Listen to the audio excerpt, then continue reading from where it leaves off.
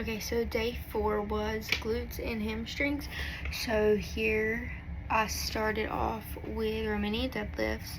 Here I'm just trying to hinge at my hips while keeping my back straight, and then I'm just lowering the weight along my legs until I feel a stretch in my hamstrings. And then after that, that is when I return to a standing position. Here I'm really not trying to go past the point where it's too far down, the way you don't really hurt your back. Try to get the form right. Okay, and then after that, I did Bulgarian split squats by placing one foot behind me on a bench and then lowering into a lunge using my front leg. Here I'm really trying to push up through my heel with my front leg, and then also I have 2 dumbbells on the sides of me. Okay, then I did sumo squats. Here it's just like a different variation for regular squats. So I have a wider stance, my feet are a little more than shoulder width apart, and then my toes are pointed slightly outwards.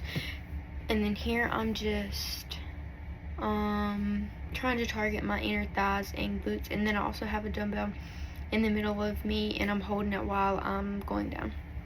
And then after that I did hyper extensions, and then here I'm just trying to hinge at my hips and then raise my torso while squeezing my glutes.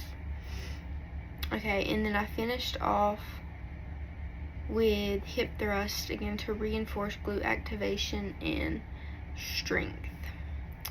For the hip thrust, I have my back on a bench, and then I am moving the weight up, once again trying to push through my heels.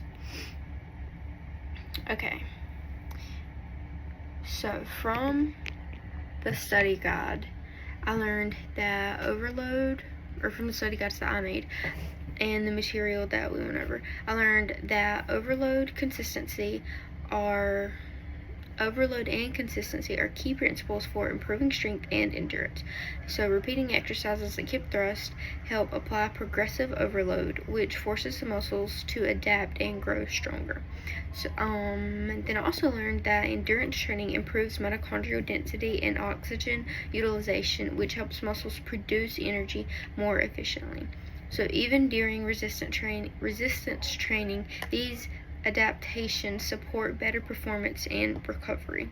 So to add on to that, movements like RDLs and split squats create a lot of mechanical tension, which activates the mTOR pathway and leads to muscle growth. Okay, and then we learned about the concept of reversibility, meaning that if I stop training, I can lose these adaptations. And then that's why staying consistent with workouts like this is important for maintaining strength and endurance.